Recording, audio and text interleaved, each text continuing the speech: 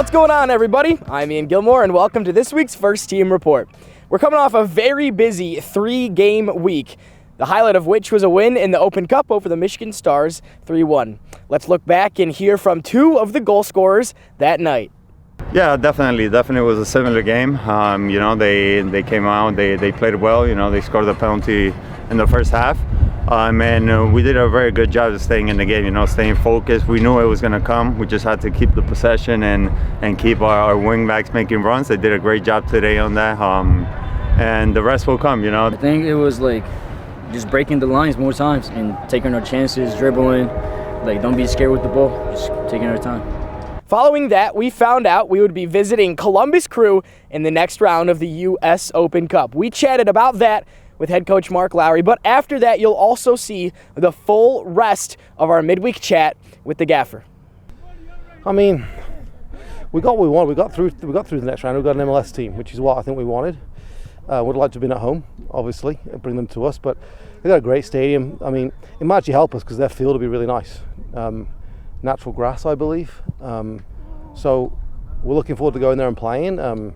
Came at a cost, obviously. We exerted ourselves pretty heavily Wednesday night.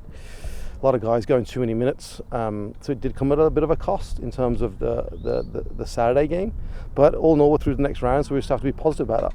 Do you, going against an MLS team, do you change your philosophy at all, or is it no, because we've been brilliant. Even Saturday against Oakland, that was in many ways our best performance. The amount of chances and situations we created inside their box was pretty scary.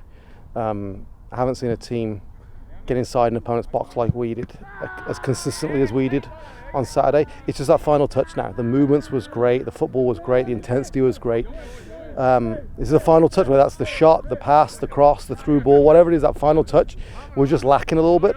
But we're right there. We're close to not just dominating games, but also dominating scoreline. So we're actually really happy with where we are looking back on that game.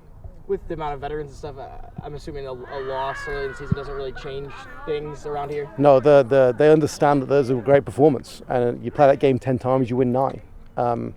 Whether that was because we won 120 on Wednesday or just wasn't our day, right? I think there's of it not being our day.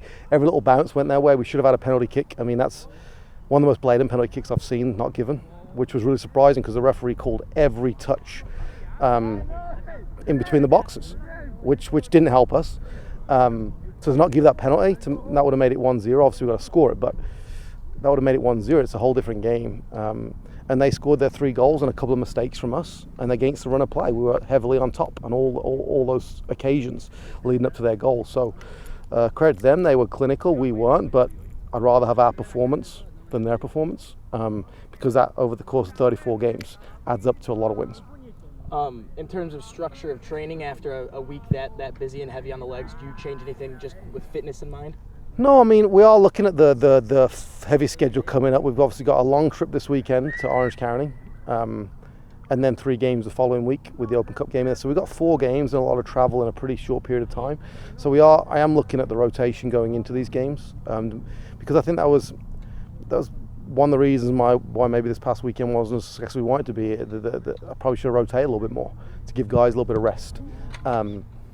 So I look back on that and take some responsibility. We went into Oakland with Jesus on 120 minutes against Michigan Stars. Seba the same, a couple of other guys the same. And then Jesus got to go and play another 90 against Oakland, and he'll own up. He made a couple of mistakes in the game, but I think it was on the back of that 120 minutes. So I got to look at that going forward.